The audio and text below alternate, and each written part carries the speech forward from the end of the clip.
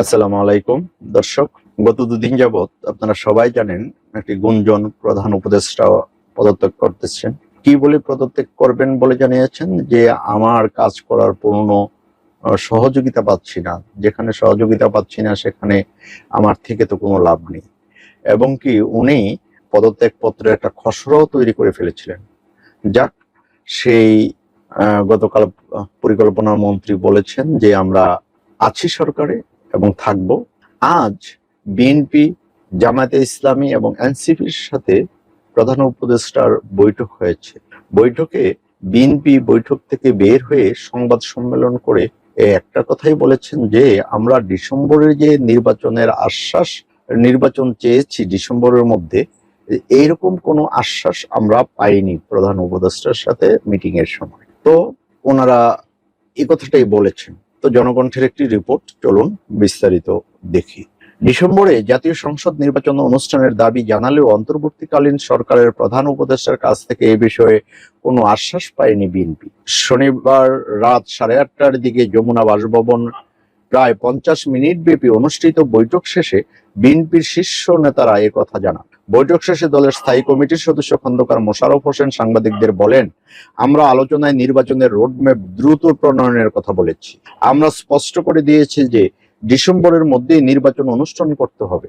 বাংলাদেশের জনগণও মনে করে এই সরকারের মূল দায়িত্ব একটি সুষ্ঠু নিরপেক্ষ নির্বাচন নিশ্চিত করা। তিনি আরো বলেন, যে কোনো অজুহাতে যদি নির্বাচন বিলম্বিত করা হয় তাহলে দেশ আবার স্বৈরাচার ফেরার আশঙ্কা তৈরি হবে, যারা দায়ভার বর্তমান সরকার ও সংশ্লিষ্টদের উপরই বর্তাবে।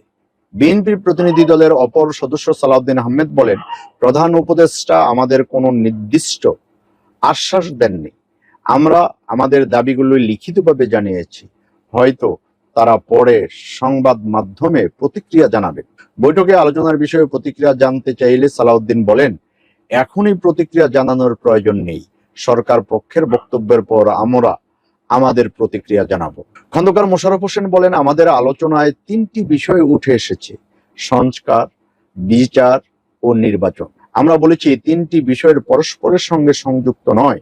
সংস্কার একটি চলমান প্রক্রিয়া, যেটি ঐক্যমতের ভিত্তিতে চালিয়ে নেওয়া সম্ভব। ভবিষ্যতে যদি জনগণ আমাদের ক্ষমতায় আনে, আমরা সংস্কার বাস্তবায়নে আন্তরিকভাবে কাজ করব। বিএনপির পক্ষ থেকে বিতর্কিত 3 উপদেষ্টার 2 ছাত্র উপদেষ্টা ও জাতীয় নিরাপত্তা উপদেষ্টা পদত্যাগের দাবিও জানানো হয়েছে। সালাউদ্দিন বলেন, তাদের কর্মকাণ্ড সরকারের নিরপেক্ষতা ও গ্রহণযোগ্যতা ক্ষুণ্ণ করেছে। তাই আমরা লিখিতভাবে তাদের অপসারণের বিষয়টি প্রধান উপদেষ্টার কাছে তুলে ধরেছি।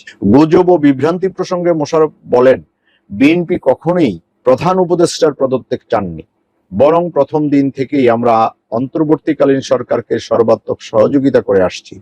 বিএনপির প্রতিনিধি দলে ছিলেন দলের স্থায়ী কমিটির সদস্য খন্দকার মোশাররফ হোসেন, আব্দুল মঈন খান, আমির খসরু মাহমুদ চৌধুরী। সরকার পক্ষের উপদেষ্টাদের মধ্যে উপস্থিত ছিলেন জাতীয় ঐক্যমত কমিশনের vice chairman doctor Ali Riaz, স্থানীয় সরকারের উপদেষ্টা আসিফ মাহমুদ, সজীব ভুইয়া। তো এই হলো আজকে বিএনপির আলোচনা। সরকার পক্ষ থেকেও জানাবে, এরপর আবার বিএনপির প্রতিক্রিয়া জানানো হবে। তো আসলে আমরা চাই আমরা শান্তি সুশৃঙ্খল ভাবে ভালো একটা নির্বাচন হোক এবং নির্বাচিত যারা হবেন তাদের হাতে একদম সুষ্ঠু সুন্দর পরিবেশে ক্ষমতা হস্তান্তর করুক। আমাদের দেশটা যেন আরো এগিয়ে যায়, এই প্রত্যাশায় আজকে এখানে শেষ করলাম। ভালো থাকবেন। আল্লাহ হাফেজ।